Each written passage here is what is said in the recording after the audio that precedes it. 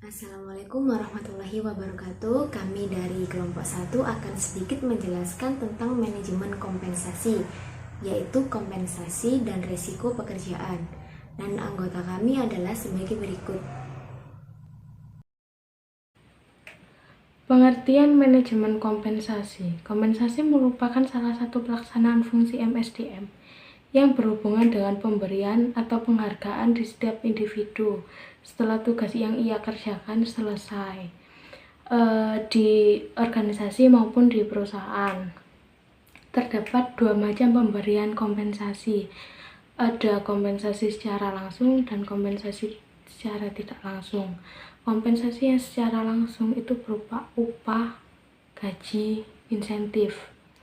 Dan kompensasi yang secara tidak langsung itu berupa asuransi dan seperti liburan yang sudah dibiayai oleh perusahaan tersebut. Tujuan pemberian kompensasi yang pertama ada pemenuhan kebutuhan ekonomi. Karyawan yang memperoleh kompensasi berupa upah, gaji dapat ia gunakan untuk kebutuhan sehari-harinya. Yang kedua ada meningkatkan produktivitas kerja. Pemberian kompensasi yang semakin baik akan mendorong karyawan bekerja lebih produktif. Yang ketiga ada memajukan organisasi atau perusahaan. Menunjukkan bahwa perusahaan atau organisasi ini mendapatkan profit yang tinggi sehingga karyawan dapat memperoleh kompensasi yang banyak atau yang tinggi juga.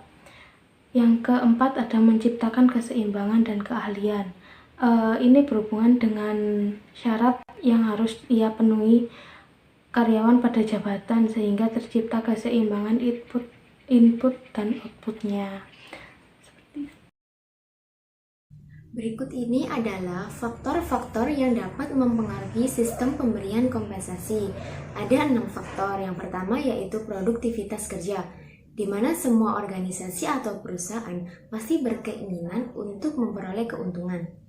Oleh sebab itu, organisasi atau perusahaan harus mempertimbangkan produktivitas karyawannya dan memberikan kompensasi sesuai dengan kontribusi yang telah karyawan lakukan terhadap perusahaan.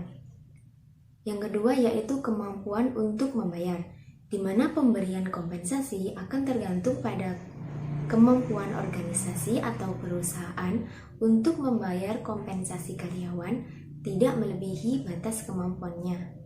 Yang ketiga yaitu kesediaan untuk membayar. Kesediaan untuk membayar berpengaruh terhadap sistem pemberian kompensasi. Banyak perusahaan yang memberikan kompensasi tinggi, akan tetapi belum tentu memadai untuk karyawannya. Yang keempat ada supply dan permintaan tenaga kerja, di mana jumlah tenaga kerja di pasaran kerja akan mempengaruhi sistem pemberian kompensasi. Kemampuan yang banyak dimiliki di pasaran tenaga kerja akan diberikan kompensasi yang rendah daripada karyawan yang memiliki kemampuan yang melebihi di pasaran tenaga kerja.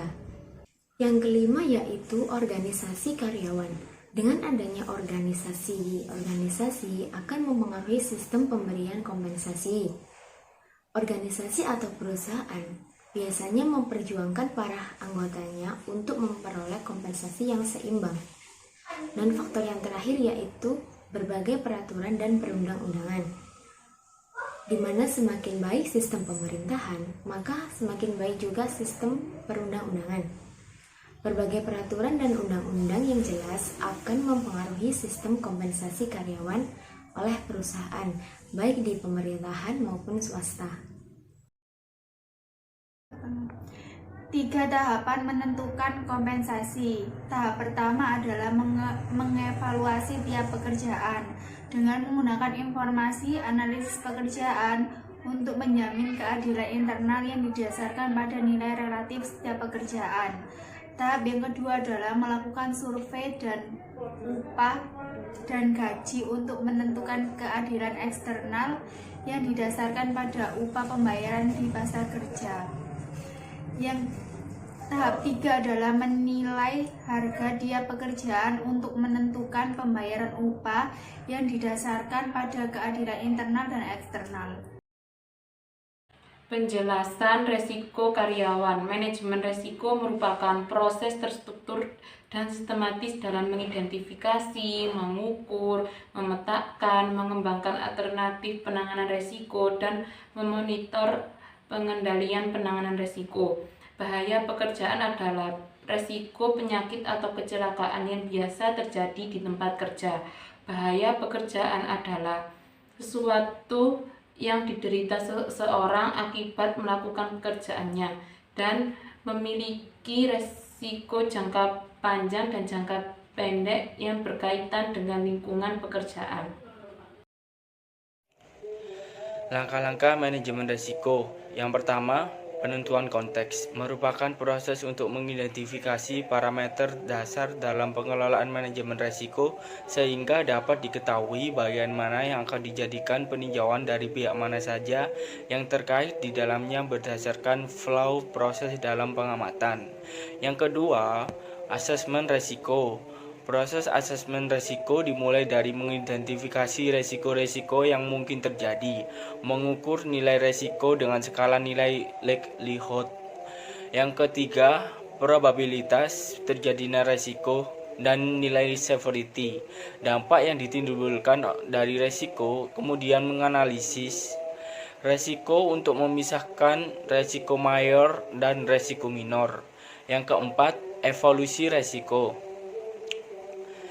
Hasil dari evaluasi risiko yaitu berupa daftar tingkat prioritas untuk tindakan lebih lanjut dalam mengevaluasi risiko. Sekian presentasi dari kelompok kami. Kurang lebihnya kami mohon maaf. Terima kasih. Wassalamualaikum warahmatullahi wabarakatuh.